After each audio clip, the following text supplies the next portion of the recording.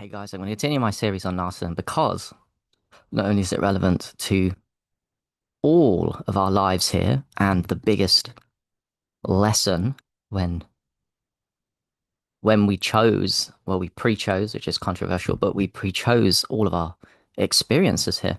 We chose our family, we chose our friend, we chose our partners to learn lessons on people acting out their shadows of narcissism upon us. um, it is the lesson that teaches us that this world is full of shadow, not least yourself, but people's shadows of narcissism within those units put upon us teach us the most valuable lessons that there is such a thing as dark triad, there is such a thing as dark souls, there is such as things as people that give birth to you, mum and dad, brothers and sisters that become completely narcissistic, whether it be overt or covert narcissism. And this really, if it's your soul contract, damages you, yet awakens you to the realities that you need to stand in your power if it's your contract to learn lessons for and to grow out of the narcissism put upon you, that there is such thing as dark, and you can evolve out the shadow of those that have put narcissistic traits upon you, as in me. With my dad, I made a video yesterday about that. I missed out one thing of the many repeated broken records that my dad told me. And my dad told me as well many times, millions of times, hundreds of times, thousands of times, that he used to say, a dog has licked your shame.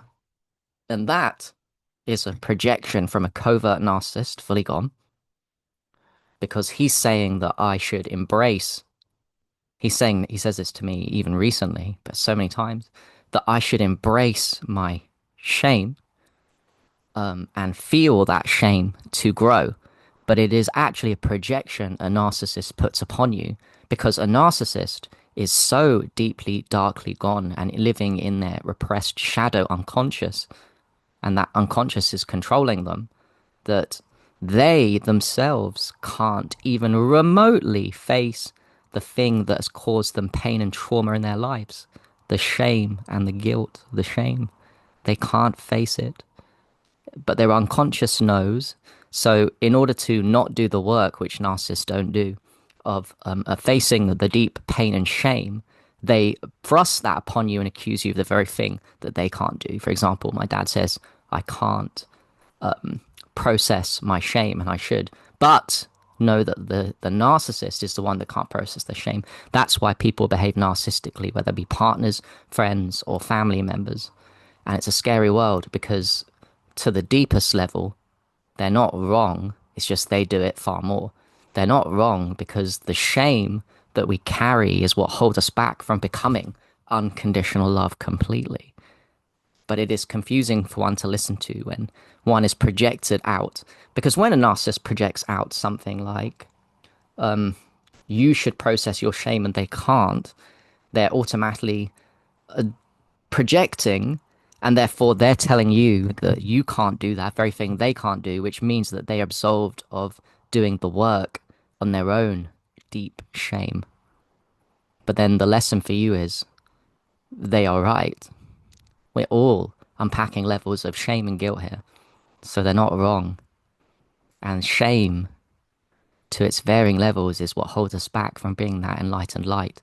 But you have to individuate yourself and realize that your levels of shame that you haven't processed aren't as bad as a narcissist. And that is the lesson that they give us. It's a very beautiful topic and a very beautiful mastery. And narcissism, even the narcissistic traits that you express that are more subtle than narcissists, will grant you your freedom over many lives here. What a beautiful topic narcissism is. What a beautiful topic. What a beautiful thing to focus on.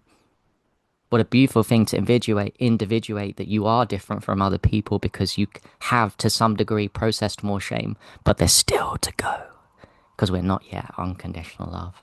How beautiful.